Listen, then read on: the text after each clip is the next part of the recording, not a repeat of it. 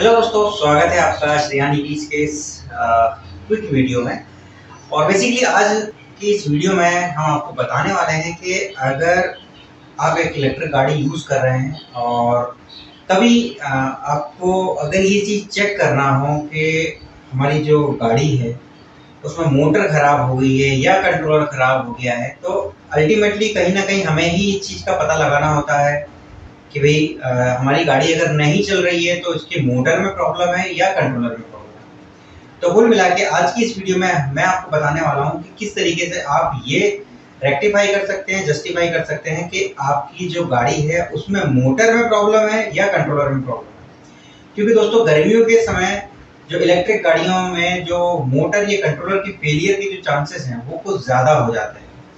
उसका कारण ये भी है कि हमारी जो मानसिकता है, बेसिकली हम लोग धीमे धीमे पेट्रोल से इलेक्ट्रिक गाड़ियों की तरफ स्विच तो कर रहे हैं, लेकिन हम इलेक्ट्रिक गाड़ियों को भी बिल्कुल उसी तरीके से ट्रीट करते हैं जिस तरीके से एक पेट्रोल गाड़ी होती है, जबकि टेक्निकली दोनों गाड़ियों में बहुत ज़्यादा डिफरेंस है। एक तरफ आईसी इंजन होता है जिसमें जो पावर है वो या तो सीवीटी के थ्रू मिलती है या गियर के थ्रू मिलती है।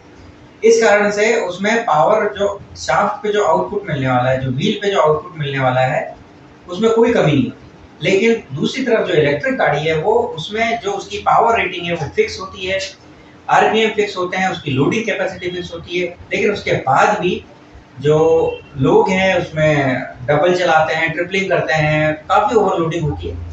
इस कारण से शायद कभी उसका कंट्रोलर या मोटर या दोनों में से कोई एक चीज़ खराब अगर हो जाए और आपके मन में डाउट हो कि भाई गाड़ी नहीं चल रही है, व्हील जाम हो गया है, तो कैसे हम पता लगाएंगे कि गाड़ी की प्रॉब्लम आखिर है क्या। तो गाइस यहाँ पर आप देख सकते हैं कि ये जो मोटर है ये इस कंट्रोलर से जुड़ी हुई है। ये आप कंट्रोलर देख सकते हैं, ये एक 750 वाट का BLDC कंट्रोलर है। अगर हम इस मोटर के वायरों को जब तक इस कंट्रोलर से जोड़ के रखते हैं तब तक ये थोड़ी सी जाम टाइप की चलती है। अब यही प्रॉब्लम अधिकतर जो हमारे यूज़र्स हैं या जो व्यूवर्स हैं या जो कस्टमर हैं उनको आती है कि मोटर अचानक चलते चलते जाम हो गई। अब उस केस में क्या होता है, 50-50 चांसेस होते हैं, कंट्रोलर भी ख़राब हो सकता है, मोटर भी ख़राब हो सकती है। तो सबसे पहले आपको क्या करना है, जब आपके साथ में प्रॉब्लम आ जाए तो सबसे पहले ये जो 3 वायर हैं, जो मेन फेस के 3 वायर हैं, yellow to yellow, green to green और ब्लू टू ब्लू, इन तीनों वायरों को अलग करके देखिएगा यहाँ से, क्योंकि सभी में पैरेलल कनेक्टर होता है। और अगर पैरेलल कनेक्टर नहीं होगा तो इस तरीके के जो कनेक्टर होते हैं, ये देखिए इस तरीके के कनेक्टर होंगे, इनसे आप मोटर के वायरों को अलग कर दीजिएगा कंट्रोलर से। अब उस केस में मोटर को घुमा के देखिएगा। अब आप देख सकते हैं कि मोटर बिल्कुल फ्री हो गई है, ये आप देखिए। और दोबारा से अगर देखिए मैं यहाँ पे एक जर्क देता हूँ तो लगभग 2 से 3 राउंड ये घूम रही है। अगर सेम चीज़ अगर मैं इसके साथ में फिर से करूँ और इसको वापस लगा देता हूँ, मोटर के वायरों को फिर से जोड़ देता हूँ, तो आप नोटिस करेंगे कि ये जो मोटर है ये फिर से, ये देखिए अब ये जाम हो गई है। तो यहाँ पर जो फॉल्ट है वो कंट्रोलर का है, यहाँ पर कंट्रोलर ख़राब हुआ है। अगर वायर अलग करने से मोटर फ्री हो जाती है तो मोटर आपकी बिल्कुल ओके है, कंट्रोलर ख़राब है। लेकिन इन केस, अब जैसे इस मोटर को मैं अलग हटा देता हूँ, हमारे पास ये कुछ और भी मोटर रखी हुई हैं यहाँ पे। तो यहाँ पर आप देख सकते हैं कि ये हमारे पास में एक मोटर है, एक ये मोटर है। हम इन दोनों में से कोई भी एक मोटर ले लेते हैं, क्योंकि टेक्निकली मुझे पता है कि ये मोटर में क्या प्रॉब्लम है।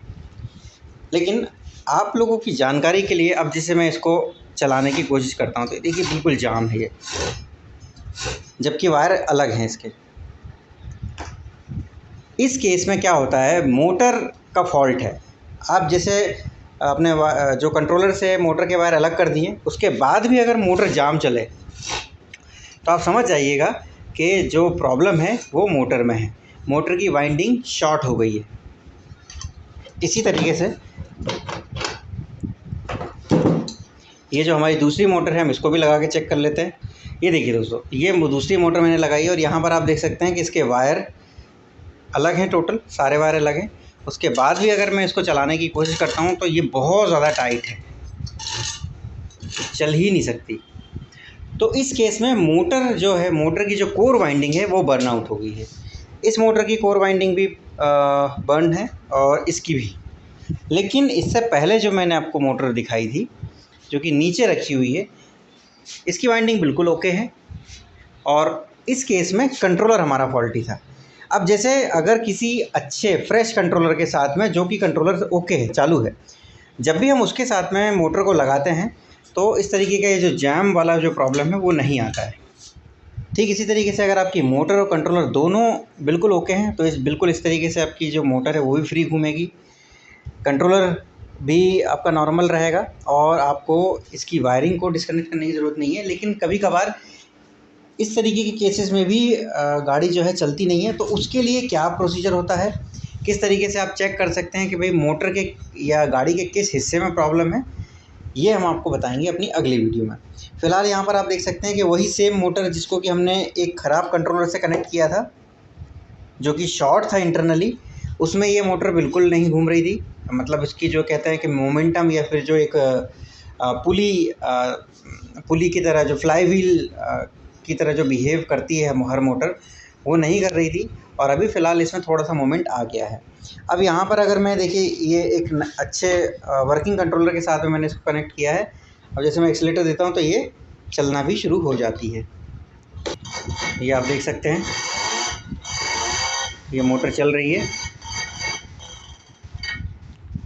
क्योंकि ये मोटर भी चालू है और कंट्रोलर भी चालू है। तो इस तरीके से ये जो मोटर है ये ओके है, इसकी वाइंडिंग ओके है। एक्चुअली यहाँ पर जो हमने जो आज की जो इस वीडियो में जो कुल मिला के जो समरी है वो ये है कि यहाँ पर हम केवल मोटर की फेज़ वायरिंग और कंट्रोलर का जो पावर सेक्शन है उसको आपस में क्रॉस चेक कर सकते हैं, आपस में मोटर को कनेक्ट करके और मोटर को डिस्कनेक्ट करके एक फ्लाई व्हील की तरह घुमा के देख कर। तो गाइस ये तो था आज का एक छोटा सा वीडियो जिसमें मैंने आपको बताया कि अगर आपकी गाड़ी की मोटर अचानक से काम करते करते या चलते चलते रुक जाती है, झटके लेने लगती है, तो आप किस तरीके से डायग्नोस कर सकते हैं कि आपकी मोटर में एक्चुअल प्रॉब्लम है या आपके कंट्रोलर में प्रॉब्लम है।